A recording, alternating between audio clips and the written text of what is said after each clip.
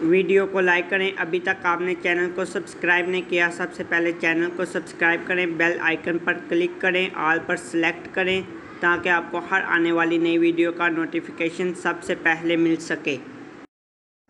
الحمدللہ رب العالمین والصلاة والسلام علی سید الانبیاء والمرسلین، اما بعد فاعوذ باللہ من الشیطان الرجیم، بسم اللہ الرحمن الرحیم۔ الصلاة والسلام علیک یا رسول اللہ وعلی آلک واصحابک یا حبیب اللہ۔ الصلاة والسلام علیک یا نبی اللہ وعلی آلک واصحابک یا رحمت للعالمین۔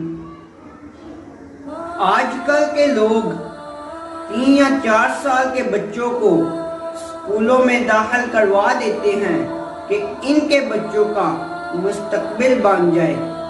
والدین ہی بچوں کو پڑھانے کے لیے اپنے سے دور کرنے کی کوشش کرتے ہیں، اور اس وقت والدین ہی بچوں کی بہترین تربیت کر سکتے ہیں۔ اس دور میں جب بچہ 7 سال کا ہوتا ہے تو کبھی کسی والدین کے دل میں یہ خیال آیا ہے کہ وہ اپنے بچوں کو نماز کا درس دے؟ جب بچہ 10 سال کا ہوتا ہے تو کبھی کسی والدین نے بچوں کو نماز کی وجہ سے ڈانٹا ہے؟ جب بھی بچہ اسکول سے چھٹی کرنا چاہے تو بچہ روتا بھی ہو پھر بھی اسکول چھوڑ آتے ہیں، کیونکہ بچے کا مستقبل بن جائے۔ اس مستقبل کے لیے پڑھتے پڑھتے 20 سے 25 سال گزر جاتے ہیں، اور اس مستقبل کو بناتے بناتے آخرت کو برباد کر دیتے ہیں۔ زندگی کا کوئی بھروسہ نہیں، کب موت آ جائے۔ اور میرا ان والدین کے لیے پیغام ہے جو کہتے ہیں ہمارے بچوں کا مستقبل بن جائے۔ کبھی کسی والدین کے دل میں یہ خیال آیا ہے کہ ان کے بچوں کی آخرت ٹھیک ہو جائے؟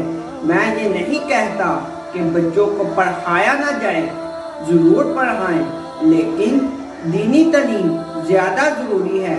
اگر آپ کا بچہ 7 سال کا ہے تو اس کو نماز کا درس دو۔